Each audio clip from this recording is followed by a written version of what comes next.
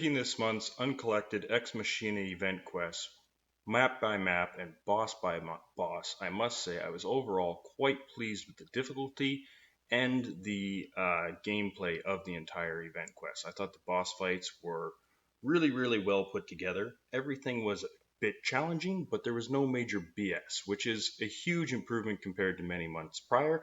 Not necessarily last month, because I thought last month was also quite good, but this month I feel is right around where that uncollected difficulty really should be. It's a type of level of difficulty where if you have a full roster of 565 champions, you're going to have a really good time and probably blow right through it, pretty much guaranteed to be completely itemless.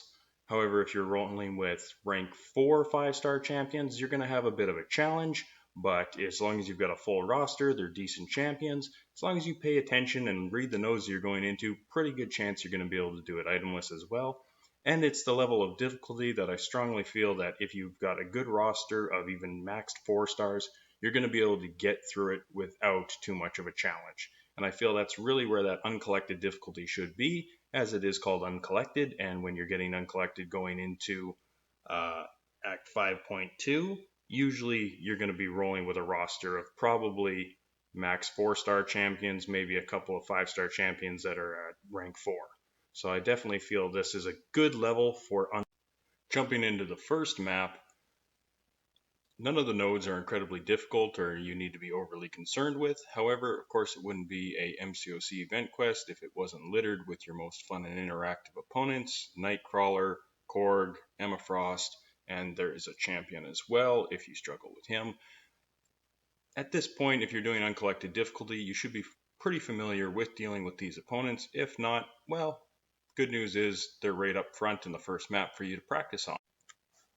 Looking at the very first map's boss fight, he's not incredibly difficult, but I was taken a little bit by surprise with this boss because I'm used to the first boss in the Uncollected event quest usually being very easy. And though this guy's health pool is where you would expect it to be at, it's not incredibly high, he does have a couple of tricky nodes on him that can kind of take you by surprise. And really what it is a combination of a lot of regeneration effects combined with an unstoppable effect and a unblockable effect. Essentially, he's going to gain an additional arc overload every 20 seconds, and besides that, he's going to become unblockable whenever he's regenerating. Additionally to that, all of his dash attacks are going to make him unstoppable and immune to debuff effects. Which there's a lot of different ways you can deal with this. Your Archangel is going to do very well. Your Domino is going to do very well. Basically, the goal with those champions are, of course, Archangel, you're getting up his ability accuracy reduction via the debuff effects, or Domino, you're just going to kill him really fast using the Trinity and the heavies. Other options, you can see I was able to get him down quite effectively using my 6-star Venom the Duck, who's only at rank 1. Basically just pounding away and playing smart around his regeneration effects, watching out for when he becomes unblockable. Other ways to deal with him would be Guillotine, Void, a number of other really simple options. But you can see this went quite well using Venom the Duck because he does have a lot of armor up, and we were able to utilize the Special 2 to deal a great deal of damage. Jumping into the second quest, really not too much to be concerned with as far as the nodes go until you get to the boss fight. This Deadpool has some really fun and interactive nodes on him. A couple of things that you're going to see kind of quite a bit throughout the entire quest, like this Redoubled Determination node seems to be fairly popular. Bottom line with this guy, every time he fills a bar of power, he's going to start filling his bars of power faster and faster. And every time he fills a bar of power, he's going to dish out more damage and become a further pain in the ass. So the goal is to kill him quickly, power control him. He's also going to become unstoppable every time he activates a bar of power. Now you can see in this fight that She-Hulk does absolutely wonderfully. Her heavy attacks counter his unstoppable ability, so you don't have to worry about that every time he activates a special. Her special 2 is really effective for, you cannot reverse this guy's healing effects, but you can heal block him, which is essentially what your special 2 is going to do. And of course her high damage output just absolutely crushes this guy very quickly. Her Fury effects are forcing him to throw his special attacks a lot more willingly, which is really important because the higher his power level, the more power he's going to have, and of course, the more healing he'll get at the end of the fight if you don't have him heal blocked. But as you can see, a 565 She-Hulk absolutely crushes that guy, and a lower level She-Hulk would do just as well. Even a max 4-star would probably take.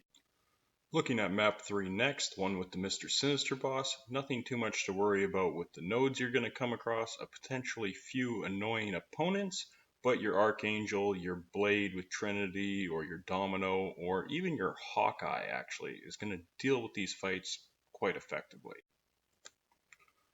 Looking at Mr. Sinister, the boss fight particularly, pretty straightforward Mr. Sinister. Your standard Mr. Sinister counters will apply for the most part, except for one thing. You do not want to put debuffs on this guy whatsoever. Not only do you run the risk of him transferring them over to you via his special attacks, but the nodes on him are very debuff unfriendly. You have a 200% corner node and this unlimited power node, which is just going to make him hit you a lot harder for every debuff you apply to him. Going into the third quest boss, Mr. Sinister, She-Hulk is building in absolute work this month in the event quest. She is really, really good for almost every boss fight. Apart from the final boss fight, Warlock, that didn't go over so well, but you can see here with Mr. Sinister, she beats him down very effectively. You just have to watch out for those special ones, make sure you're fully evading them. Special 2 helps out, but of course it wears off on him very quickly. And really your Fury effects forcing him to throw his special 1, which you're able to easily evade, makes this guy a much easier time. If you haven't practiced a lot with your She-Hulk, every opportunity is a good opportunity. It can be a little bit tricky to get the combo rotation down as she does work a little bit differently, but you'll see you'll want to go in, throw a couple of hits ending on a light, and then throw in your special attack. You're going to throw either 2 or 3 first hits and then combo in your heavy attack, and then as he gets up, if he doesn't have a bar of power, you can throw another. Looking at map 4, just a couple of little annoyances you could run into is this first fight Cable. I don't know why, but additionally to his kinetic transference node, I found that his regeneration and power gain proccing seemed to be really, really high. So bringing in a champion that has power gain or heal reversal, something along those lines, could be very effective, or even just a heal block, power lock, that type of deal. You might find that very helpful. The only other node you might find annoying is the EMP modification node. Going to put some shocks on you. If this is something that you're running into, Nebula is really, really effective for dealing with this if you have it. Otherwise, you just want to make sure that you're not gaining buffs. And particularly, you're going to have to watch out for your dexterity because you may gain buffs in those. Going into the map 4 boss fight, Vision, OG Vision. Couple of little annoyance nodes on him. The first one you're going to find is that your controls are reversed whenever he throws a special attack. So if you're not already good at reversing your controls to evade special attacks, this is a pretty good opportunity to practice that, and I'm sure your Alliance War mates will thank you for it pretty quickly, if not further down the line, as it is likely going to become a more popular node as time goes on, or it certainly has since it came out. The other annoyance with this guy is every time he fills a bar of power, he is going to deal more damage and gain a lot more armor, which can make it quite difficult to deal an effective amount of damage, which means you need a champion that can deal a great deal of damage. That's where She-Hulk becomes quite effective in this fight, as well as her special 2, reversing his power so that every time he gains a bar of power, he loses a bar of power. That's going to help out quite a bit in this fight. Also, her Fury effects baiting out the specials is quite effective. The other champion I found very effective for this fight is Magic, and additionally to that, you could also just use a champion that will shut down robots. So your Medusa or your Nebula, again, will be very effective in that fight. Definitely want to give a little bit of credit to Gabam on the design of the map 5 layout. I really, really like this map, the Sunspot boss map. Particularly, I like the fact that all of the opponents leading up to Sunspot, none of them are ridiculously overpowered by the nodes that they are on. There's a couple of fairly standard nodes that we're all familiar with, and these are all quite stacked opponents, which you come to expect in an Uncollected difficulty. But nothing too ridiculous to deal with, which I really appreciate, especially as you get into the map 5 and map 6 at the end of an event quest, because there are quite a few paths to do, and it gets really long and kind of tedious when it's, a lot of more difficult fights with crazy nodes that you have to constantly play around. It could be a major time consumption, and I like the fact that these guys are fairly straightforward to play through. Little bit of trickiness to play around, but nothing too bad at all. Now going into the Sunspot fight, though there are no nodes that really make him incredibly difficult, this guy does have a few things to watch out for, particularly the fact that he hits very, very hard to the point you do not even want to block his attacks. You really want to be intercepting him as much as possible. A few parries aren't too bad, I find, especially if you have a 565 champion, but you do not want to be parrying him too much if your health pools are on the smaller end. Something else that I found particularly tricky about him, he reminds me in this way of when Nightcrawler first came out. His special animations are very quick, very flashy, and maybe it's just my ADD kicking in, but I found them very distracting, and I was like, whoa, look at this guy, he looks so cool, and then I basically wasn't paying attention to what I was doing and got wrecked, and one quick hit with this guy, you get wrecked very, very quickly. But She-Hulk works well for baiting out those special ones. Another option I found very effective would be Void, and of course, if you have a Iceman or Human Torch, those would be quite.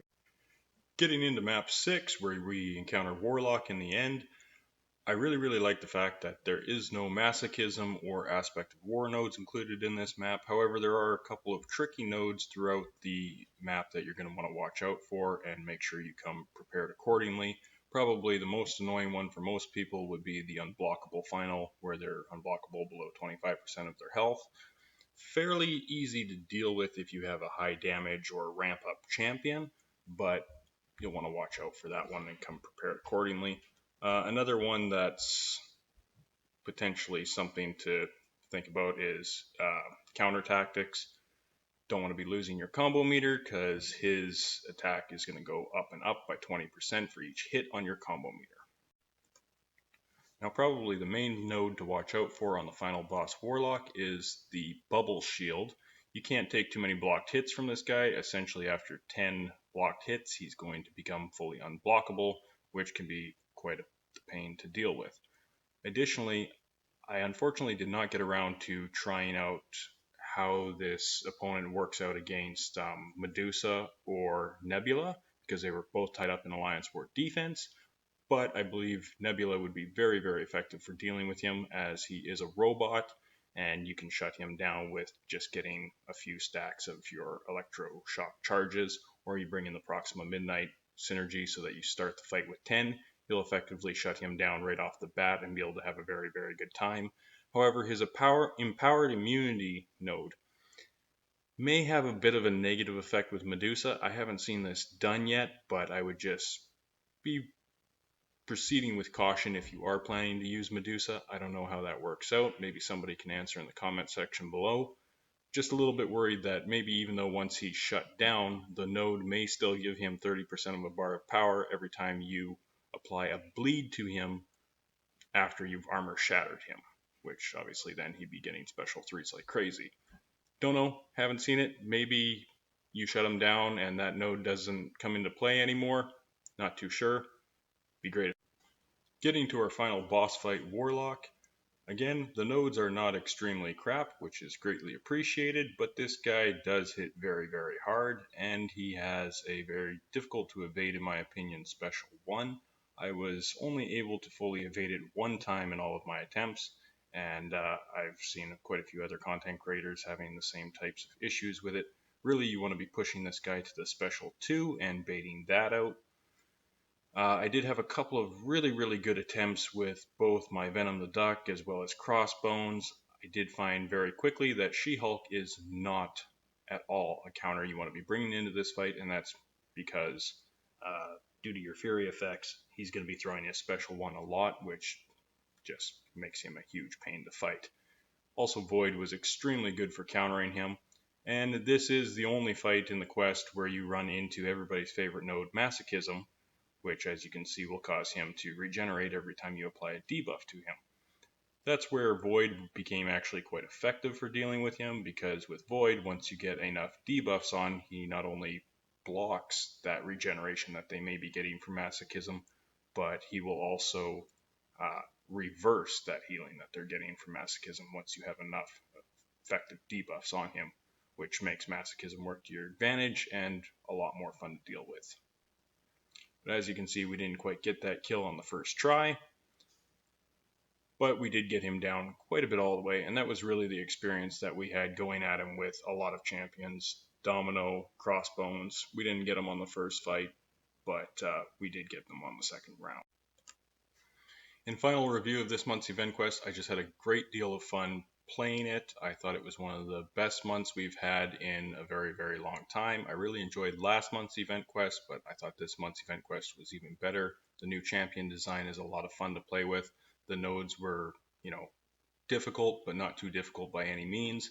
And what I really appreciate about it being at this level of difficulty, I think this is what the Uncollected difficulty should be at, because in previous months where we've seen ridiculous amounts of difficulty and things that couldn't be played around, there's nothing I hate seeing more than my alliance mates who have full rosters of rank 4 5 stars and even maybe a couple of rank 5 5 stars not being able to get through the content without a lot of resources that they should be putting towards other more difficult content like 100%ing Act 5 or getting into Act 6 or many of the variant difficulties. I feel that this month and last month we're at a really good level of difficulty, and really what I'd like to see going forward is something around this.